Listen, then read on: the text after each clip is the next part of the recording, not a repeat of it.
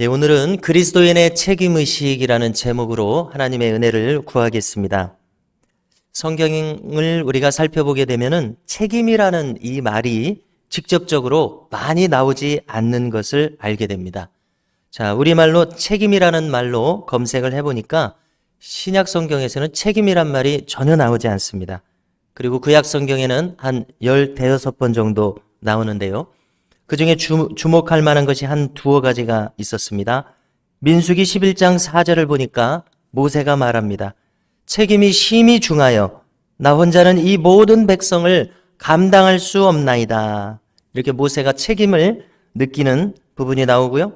또 이제 룻기 3장 13절을 보니까 보아스가 말합니다.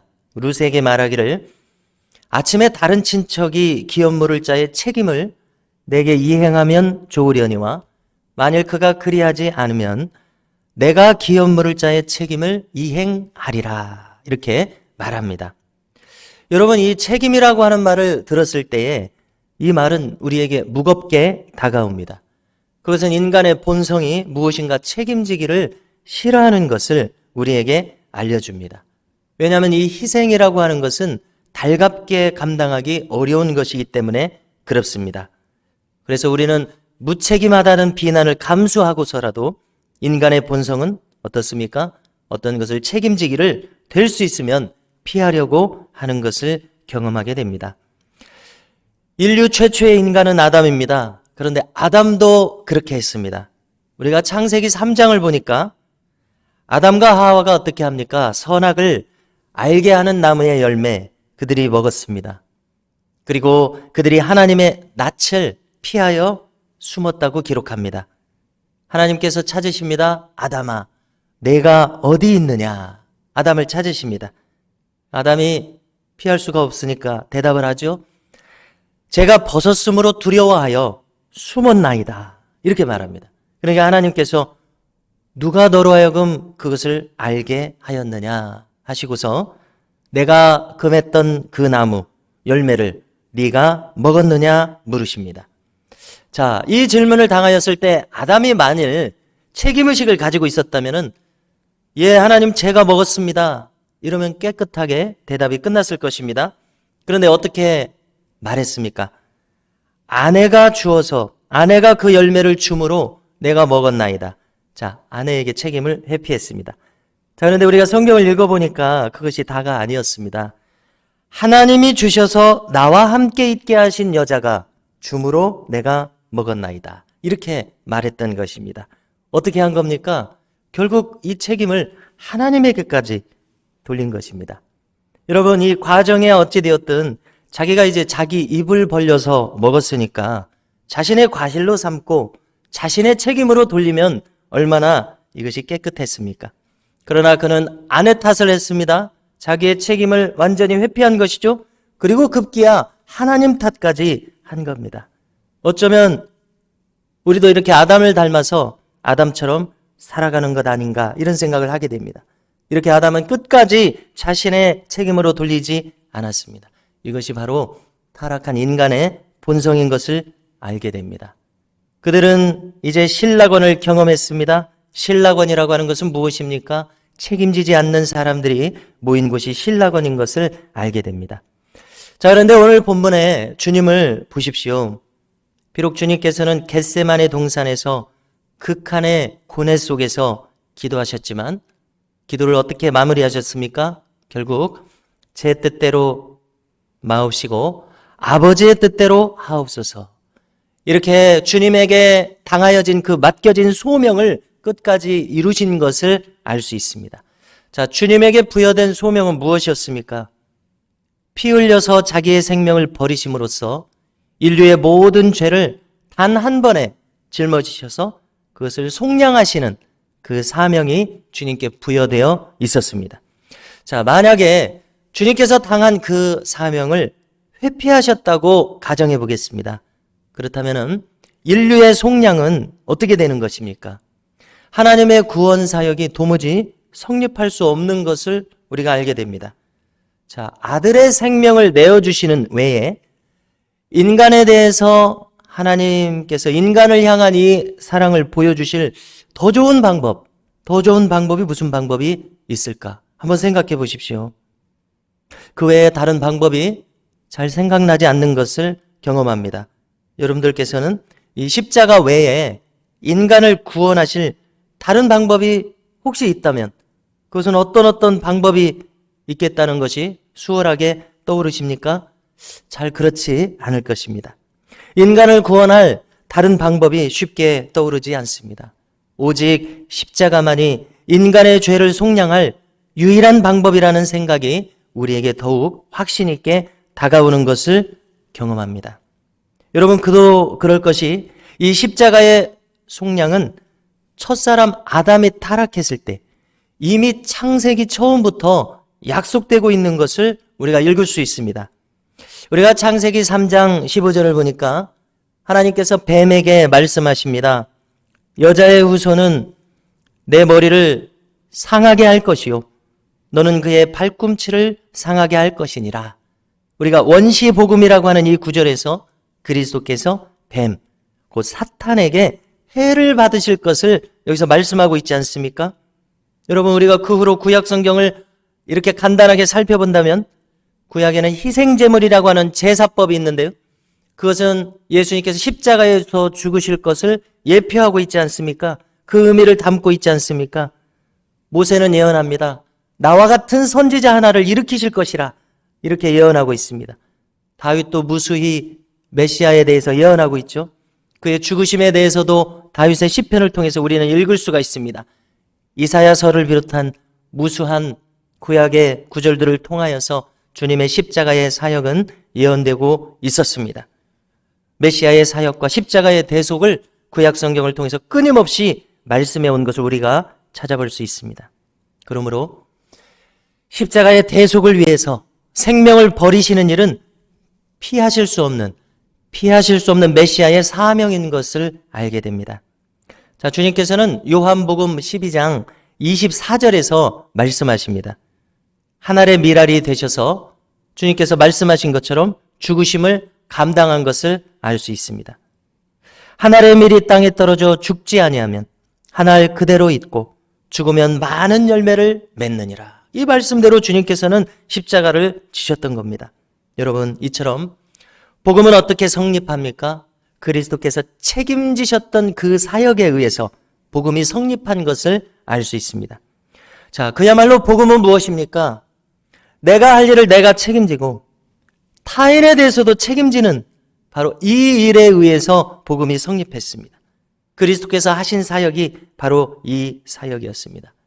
자, 그런데 가만히 생각해 보십시오. 놀라운 것은 교회도 그와 같은 방법으로 성립한다는 것을 알 수 있습니다. 자, 누가 되었든지 간에 교회도 그리스도와 같은 어떤 한 사람의 희생이 없이는 세워질 수 없는 것을 우리가 늘 경험하게 됩니다. 여러분, 누군가 책임지지 않는 사람들로서 교회가 구성되어 있다고 한번 상상해 보십시오. 교회는 결코 성립할 수 없습니다. 그가 목회자가 되었든 어떤 장로님이 되셨든 어떤 권사님, 집사님이 되셨든 교회는 묵묵히 한 알의 밀알이 되어 썩어지는 사람에 의해서 성립하는 것을 우리가 누누이 경험하고 있습니다. 자, 교회를 어떤 사람이 보다 더 잘 섬기고자 할 때 누구나 경험하는 일들이라고 생각합니다. 자, 제가 이제 고등부가 되었더니 위에 있는 형님들이 다 군대를 갑니다. 다 서울로 어디로 다 갑니다. 고등부밖에 안 되었는데 제 앞에 아무도 남아있지 않은 것을 경험했습니다. 그러니까 주보를 제가 만들어야 되더라고요. 자, 종탑에 성탄 추리를 달아야 되는데 제가 해야 되더라고요. 누군가 감당하지 않으면 아무도 감당하지 않는 일이 되는 것을 경험했습니다. 자, 제가 군대를 갔다 와서 신학과에 복학을 했습니다. 자, 이런저런 활동들을 했습니다. 자, 한 후배가 저한테 말합니다. 형은 참 꾸준해. 이렇게 말합니다. 자, 선배를 평가하는 이 후배가 당돌했습니다. 자, 그러나 가만히 생각해 봤습니다. 그것은 사실이었습니다. 누군가 책임지지 않으면 그 일은 성립할 수 없고 공부하기 위해서 다른 일이 바빠서 이렇게 누군가 책임지지 않기 때문에 그 일은 성립할 수 없고 그 일은 사라져버릴 수밖에 없는 것입니다. 누군가 책임짐으로써 그 일이 감당되는 것을 우리가 경험합니다. 여러분, 지도자가 누구겠습니까? 그 일이 큰 일이든 작은 일이든 자기가 그것을 감당하고 책임지는 사람, 바로 이 사람이 지도자입니다. 자, 만약에 어떤 지도자가 무책임합니다. 어떻습니까? 그러면 그 조직은 붕괴될 수밖에 없습니다. 속한 구성원들은 혼란을 겪을 수밖에 없습니다. 자, 지난주였습니다. 우리 한 장로님께서 점심을 먹자고 하셔서 이렇게 교역자들과 이렇게 식사를 하러 갔습니다. 자, 만석군이라고 하는 김치찌개를 잘하는 집에 갔습니다. 라면 사리를 무한으로 주는 그 집, 맛있는 집 갔습니다. 갔더니 그 집에는 이 코로나 불황이 없습니다. 그렇게 손님들이 많더라고요. 자, 지난주를 한번 회고해 보십시오. 시내에 계속 코로나 환자가 생겨서 참 불안한 시점이었습니다. 자, 그런데 아무튼 식사를 하러 갔기 때문에 식사를 해야 되는데요. 옆자리에 손님들이 많기 때문에 그 자리에 꼭 앉아야 되고 옆자리에 손님들이 한 4분인가 5분인가 앉아 계셨습니다. 자, 이제 전도사님은 주차를 하고 있기 때문에 장로님과 저는 이제 먼저 들어갔고요. 자, 이렇게 보니까 손님들과 밀착한 자리가 있고 이렇게 빈 자리가 있습니다. 전도사님 아직 안 왔기 때문에 제가 흠칫 빈자리에 앉고 싶은 생각이 드는 거예요. 근데 제가 만일 빈자리에 앉고 전도사님이 여기 바로 많은 사람들 그 밀착한 자리 만약에 앉게 된다면 저를 뭐라고 생각하겠습니까? 내가 이런 사람을 믿고 어떻게 일을 하나 이런 생각을 하지 않겠습니까? 그래서 제 딴에는 위험을 무릅쓰고 나름대로 목숨을 걸고 그 밀착한 자리에 앉게 된 것입니다. 자리가 사람을 만든다고? 여러분, 만약에 지도자가 무엇을 책임지지 않으면 어떤 사람이 그 지도자를 따르겠습니까? 우리 주님께서 생명을 다해서 우리를 책임지셨기 때문에 우리가 주님을 따르는 줄로 믿습니다. 여러분, 지도자는 책임지는 자입니다. 희생을 무릅써야 할 자리가 지도자의 자리입니다. 그렇지 않으면 그 지도력은 성립할 수가 없습니다. 자, 무책임하게 자기의 일을 떠넘기는 지도자, 자기는 희생하지 않고 타인에게 희생을 미루는 이 지도자를 누가 존경하고 따르겠습니까? 여러분, 오늘 본문에서 우리 주님께서는 말씀하십니다. 34절을 보니까 아버지 저들을 사하여 주옵소서 자기들이 하는 것을 알지 못함이니이다 이렇게 말합니다. 자, 이 구절은 참으로 우리가 성경에서 요절입니다. 어떤 신학자는 이 주님의 말씀을 대하면서 주님에 대해서 평가하기를 주님께서 이렇게 말씀하셨기 때문에 그분이 메시아셨다라고 해석하는 것을 읽어봤습니다. 자, 이것은 무슨 뜻입니까? 자, 왜 이렇게 말씀하셨습니까? 자기를 죽이고 조롱하는 저들까지도 지금 품고 계시기 때문에 주님은 이렇게 말씀하고 계십니다. 그들의 생명까지도, 자기를 조롱하는 그들의 생명까지도 책임지고 계시기 때문에 이렇게 말씀하셨습니다. 주님께서 이렇게 십자가를 지시던 날 새벽에 본디오 빌라도가 어떻게 했는지를 떠올려 보고자 합니다. 그는 이제 바라바와 예수님 둘 중에 누구를 풀어주느냐고 군중들에게 물었습니다. 그러자 군중들은 어떻게 대답했습니까? 바라바를 달라고 대답합니다. 그러자 빌라도는 놀라서 말합니다. 어찌미냐? 무슨 죄를 지었느냐? 묻습니다. 이것은 무슨 뜻입니까? 예수님께서 무죄라고 하는 것을 빌라도 본인도 분명하게 알고 있었던 것을 알려줍니다. 그렇지만 빌라도가 봤을 때 밀란이 나려고 합니다. 그래서 자기 자신의 보신을 생각합니다.